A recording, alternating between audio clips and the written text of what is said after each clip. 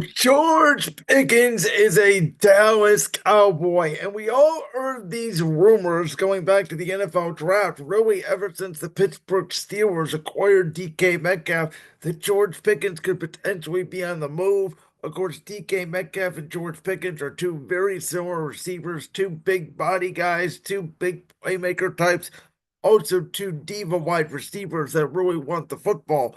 And the rumor going into day two of the NFL draft, because Pittsburgh did not have a second round pick, that's what they wanted for George Pickens. Obviously, nobody gave him up at that time.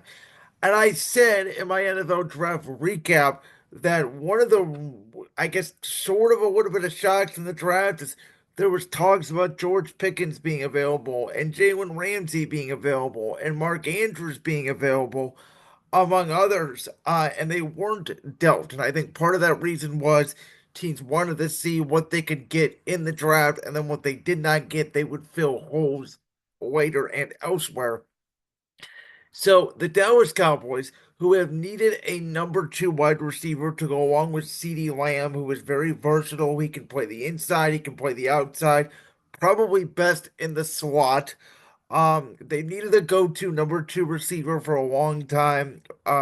Ferguson, the tight end, is a nice player. He's probably, top 12-ish tight end in the NFL. He's not anything spectacular. And Dak Prescott now, because of the second injury that he suffered, he is now an immobile quarterback. He's pretty much strictly a pocket quarterback. So the Cowboys, they brought in Javonte Williams, they brought in Miles Sanders to run the football. Now they bring in George Pickens, trying to give Dak Prescott more weapons. As I said, obviously he's not going to be able to run around a lot. What that means, I don't know. Brian Schottenheimer has been the offensive coordinator there in Dallas for years.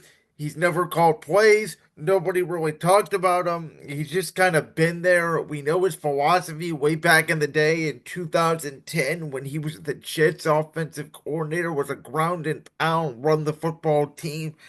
And they didn't have great receivers. You remember the Santonio Holmes, Braylon Edwards, Jericho Cotchery, those receivers that Mark Sanchez and the Jets drove to two straight AFC championship games. So I did wonder if George Pickens is going to be upset. Now, George Pickens, I always felt like is a number two more than a number one. Now, in Pittsburgh, that could have been because of the quarterbacks he was playing with. I don't believe he ever played with Ben Roethlisberger. I think the only quarterbacks he's played with are the likes of Kenny Pickett, Mason Rudolph, Duck Hodges, obviously Russell Wilson last year, Justin Fields. So going from those guys to Dak Prescott is definitely an upgrade, and having the number two corner on you most of the time, as opposed to the number one, will be an upgrade. I suspect Pickens will have a good year for Dallas, but it does depend on how much they throw the football, because if they run the football as much as they did in Pittsburgh, and CD is still getting the targets, and Pickens is not getting the football, then George Pickens could be in trouble. He reportedly wants a new deal. His agent is the same agent as Michael Parsons. We see how that contract negotiations going with Dallas. We know how Jerry Jones does contract negotiations.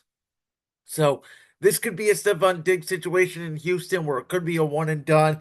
I don't see that though. I do think Dallas will find a way to lock up George Pickens, and they do finally get that number two wide receiver they've been searching for a while. On the Pittsburgh Steelers side, I think this almost confirms. There's already reports out there the Jets could deal Allen Lazard. Green Bay with the receivers they picked up in the draft. Some people think Romeo Dobbs, who Aaron Rodgers had connections with in Green Bay and really liked as a rookie during Rodgers' last year in Green Bay. He could potentially be traded to Pittsburgh. Excuse me. I, I do think that this does confirm that Aaron Rodgers is going to Pittsburgh if the NFL draft did not already, with the only quarterback the Pittsburgh Steelers chose being Will Howard, who, even though he did win the national championship at Ohio State, I don't think he's a real NFL quarterback. We know Skylar Thompson's not an NFL quarterback, and we know Mason Rudolph can win you a couple games. We know he's not an NFL starting caliber quarterback. So all these moves from Pittsburgh signify to me that they do want to bring in Aaron Rodgers. Now, they did draft a small scat back at a UCF. They have Jalen Warren on the roster. Losing Najee Harris, I think they're going to lose some of that, ground and pound power run game. And with not a lot of offensive line upgrades here, they're going to have to hope that DK Metcalf, who basically to me is a better version of George Pickens, that's going to be enough with Aaron Rodgers throwing him the football down the field because outside of Fryermuth, they don't really have a reliable number two clear cut wide receiver. And the Steelers spend the most out of any team in the National Football League on defense. And we know the culture. We know how the Steelers collapse down the stretch, losing five straight games at the end of the regular season, including getting blown out by their arch rival Baltimore Ravens in the wild card round. So George Pickens is a talented receiver. I think he should find success in Dallas. We'll see what comes about it. A third round pick, I don't think is too much for Pittsburgh to give up. You can find receivers as we talk about. Puka Nakua, great example, coming in the fifth round. Wide receiver is one of those positions that college football is just supplementing year in, year out. And we do know that the Steelers, if there's one thing they do know how to draft, you look at again a Hines Ward, a Santonio Holmes, even an Antonio Brown, a George Pickens. The one position they do know how to draft is wide receiver. So it to me, it's really a win-win, and it makes sense for both sides. Like that clip from the Brandsworth podcast? If so, make sure you go down there and hit that subscribe button.